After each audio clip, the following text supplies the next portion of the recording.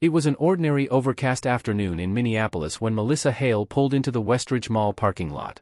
A nurse just off a 12-hour shift, she had planned a quick trip to the outlet stores for new running shoes and maybe a latte to reward herself. She parked near a lamppost, memorizing the section marker, Blue 7B. With her purse slung over her shoulder, she walked toward the mall, unaware that the painted lines beneath her car were already beginning to ripple ever so slightly, like water disturbed by wind. 2 hours passed. Melissa came back out, sipping the last of her iced coffee, scrolling through her phone, and scanning for her silver Honda Civic. It wasn't there. She frowned, walked a few rows over. Still nothing. She circled back, this time checking for the lamppost and the 7B sign. It was gone. Not just the car, the entire section looked different. Trees that had been nearby were no longer in sight. Even the pavement appeared freshly repainted, the lines sharper, but subtly wrong. Okay, she muttered. I'm not losing it. It was Blue 7B. She flagged down a mall security guard and explained. He walked with her to the supposed location. Ma'am, Blue 7B is near the south entrance. We're by the north wing now. No, Melissa said, growing uneasy. I parked right here. The guard looked puzzled but polite. Let's check the cameras. Inside the security office, they rewound footage to the time Melissa entered. There was her car, clear as day, pulling into the spot near the lamppost. And then the footage glitched. Rows blinked in and out of place. Signs flickered. The timestamp wavered. Her car flickered once, twice, then vanished, replaced by an empty spot and a different layout entirely. The security team leaned forward.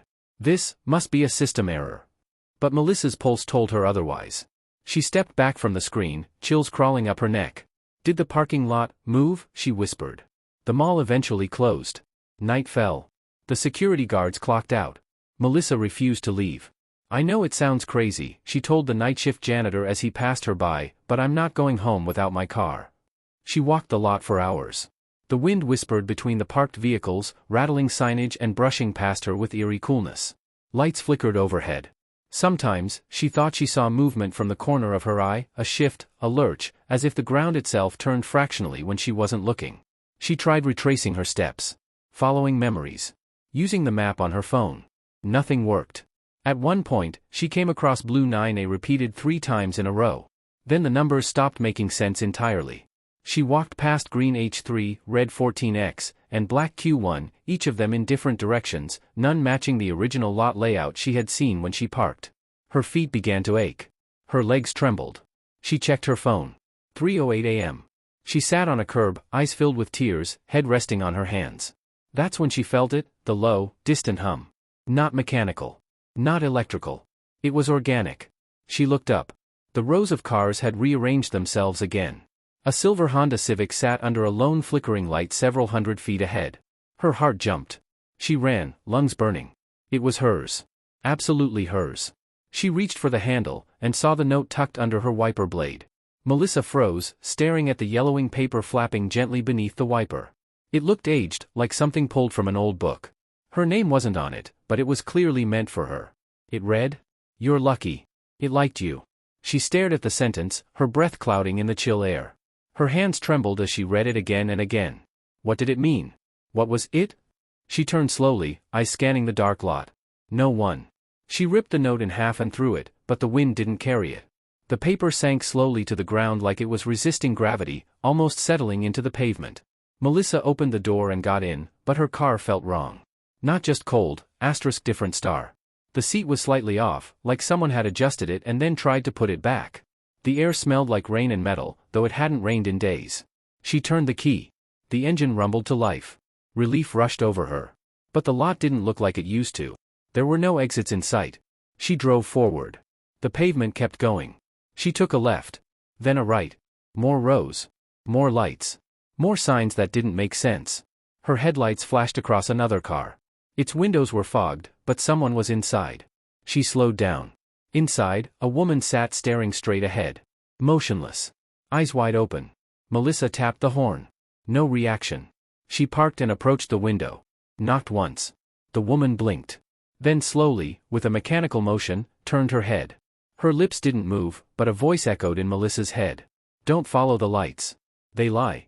Melissa stumbled back. She ran to her car, started it again, and this time, just drove, full throttle, trusting nothing. And finally, just as dawn kissed the horizon, she burst through an exit. When she looked back, the parking lot looked normal. She pulled over on the side of the road and vomited from sheer terror. Weeks passed. Melissa avoided the mall. Her friends didn't believe the story. They chalked it up to sleep deprivation, trauma, burnout. Her therapist listened, nodded, said the brain sometimes builds stories in moments of stress. But Melissa knew better. She went online. She searched forums, late-night message boards, urban legends. And then she found them, others. Threads titled, "The Row That Wasn't There Yesterday," or "Why Did My Lot Have No Exit?" One post read, "If it moves, don't look away." Another simply said, "It's not a lot. It's alive." Some said the parking lot chose people. Others said it fed on memory, luring the exhausted or the lonely. It rearranged itself, trapping souls in loops, leaving behind empty cars and silent passengers. But all the stories shared one eerie commonality. A single note. Always handwritten. Always the same words. "You're lucky. It liked you." Melissa never returned to that mall. She moved across the country. Changed jobs. Sold her Honda Civic.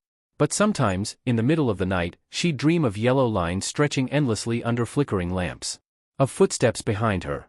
Of that low hum, alive and watching. And in those dreams, the lot was still shifting. Still waiting. Still hungry.